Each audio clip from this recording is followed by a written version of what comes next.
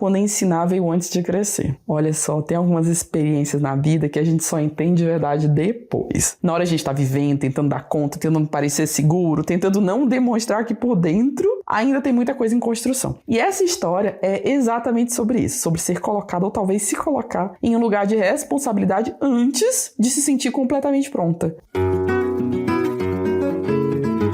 Seja bem-vindo, seja bem-vinda a mais um episódio do Tenho Altas Habilidades, em que uma pessoa superdotada, eu, conto histórias de pessoas superdotadas. Essa história pode ter sido minha, pode ter sido sua, pode ter sido de alguma outra pessoa aí que tem altas habilidades. E se você quiser contar a sua história, nos mande no tenhoaltashabilidades.com.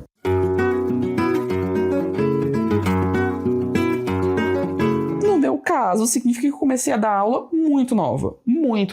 A aula particular veio primeiro, com uns 13 anos, mais ou menos, 12 anos, 13 anos, por aí. Aquela coisa de dar aula pro vizinho, pros colegas, mais gente, fazer turma na minha casa. Enfim, quando eu vi, eu já estava explicando, organizando, tentando encontrar formas de fazer o outro entender. E aos 17 anos, tudo isso tomou uma outra proporção, porque foi quando eu passei a estar na escola em que eu tinha estudado até o ano anterior, como monitora. E aí, de 17 para 18 anos, quase sem perceber, eu virei professora de sala. Isso mesmo, professora, carteira assinada, o meu primeiro emprego oficial como professora. E 18 anos, convenhamos, a gente ainda é adolescente, né? Que os de 18 anos não me ouçam, né? Porque eles acham que eles não são mais adolescentes, já são adultos formados. Não são adolescentes. Hoje em dia eu sei. Como professora, eu era responsável por tudo que um professor é responsável. Eu era professora de 6º ano naquela época. Quer dizer, naquela época era chamado de 5ª série. Hoje em dia é o 6º ano. Eu era responsável pelas aulas de ciências. Então, por tudo. Plano de aula, prova, conteúdo, conduzir a turma, gestão de sala em todos os sentidos. Agora, deixa eu lembrar de uma coisa que às vezes a gente esquece. Que, ao mesmo tempo que a gente aos 18 anos ainda é adolescente, a gente também se acha o máximo. Concordam? E, na verdade, você não é nenhum nem é o outro. Totalmente. Você nem é tão imaturo quanto uma criança recém-adolescente lá nos seus 12, 13 anos, quanto também uma pessoa de 20 e tantos anos. Embora a idade em si só não indique totalmente a maturidade da pessoa. Isso é conversa para outro momento. O que importa é que não existe um botão mágico que vira no aniversário que de repente você muda de adolescente para adulto. Você ganha um título com 18 anos, né? Mas não tinha muito disso. Só que na prática, sim, eu precisei ganhar alguns títulos tudo de uma vez só. Então,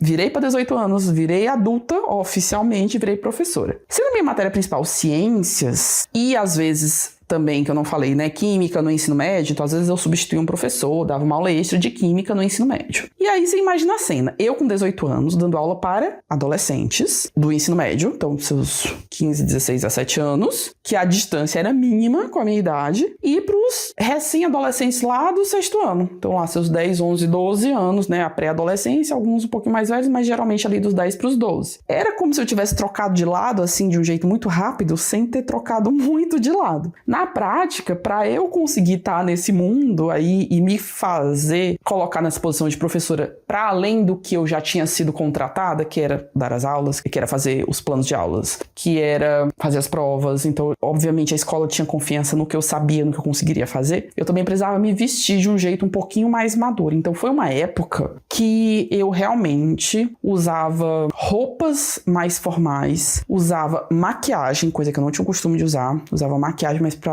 dar um ar mais sério, não era uma maquiagem festiva, era uma maquiagem mais séria. Eu cuidava mais de unhas. Também passei a ter dinheiro pra fazer isso, né, gente?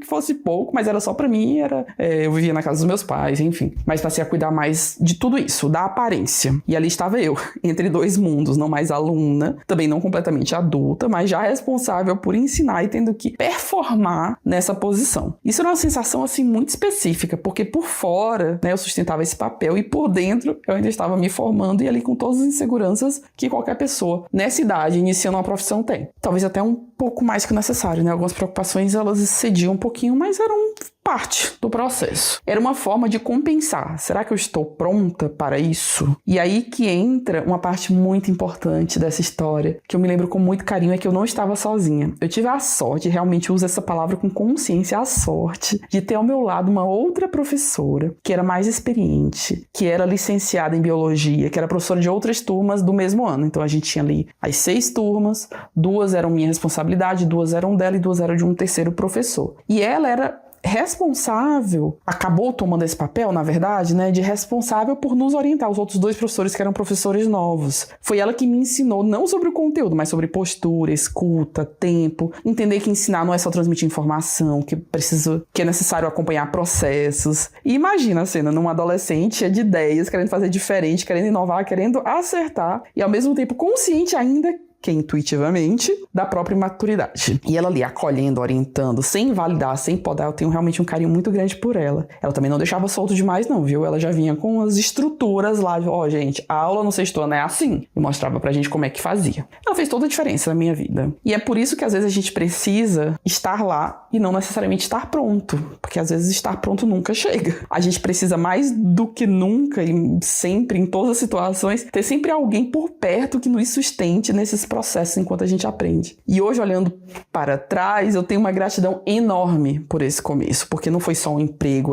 ele foi um marco na minha vida. Foi ali que eu entendi, ainda que sem conseguir colocar em palavras na época, que ensinar fazia parte de mim, que não era só algo que eu fazia bem, mas que tinha muito a ver comigo, que me atravessava em todas as situações, em todas as escolhas que eu fiz na vida, mesmo quando as escolhas que eu fiz na vida não eram diretamente ligadas a estar como professora. Eu tinha um prazer de explicar, de aprender para explicar, de compartilhar. Eu tinha uma satisfação muito grande de ver o outro entendendo algo que antes não fazia sentido. Ainda mais com, gente, pré-adolescente, nossa, amava aquela turma, amava as 2 turmas, né? Amava aquelas turmas. Realmente era muito divertido discutir as coisas com ele. E essa intensidade de fazer direito, de querer fazer bem, de querer fazer sentido. Enfim, era tudo junto e misturado. E hoje eu continuo sendo professora. Não aquela de 18 anos, mas ao mesmo tempo, ainda assim aquela de 18 anos. Porque tem algo muito bonito em lembrar que a gente começou antes do agora. Que existe o agora, mas existiu lá aquela pessoa do passado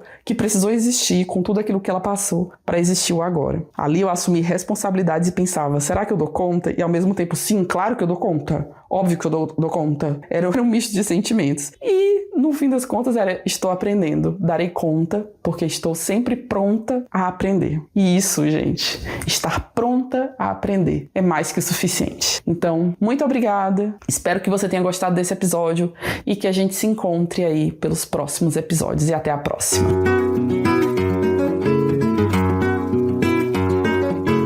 Se identificou? Então participe da nossa comunidade de superdotados, a Supercomunidade Altas Habilidades. Lá todo mundo ou é formalmente identificado como superdotado ou está usando a comunidade para conseguir buscar o autoconhecimento e, quem sabe, aí um passo inicial para a sua identificação, porque lá nós estamos disponibilizando questionários que vão ajudá-lo a perceber se há ou não elementos de superdotação em você mesmo ou em quem você tem uma proximidade e gostaria que fosse identificado. Venha para a nossa comunidade com mais informações no site www.tenhoaltashabilidades.com.br. Até a próxima!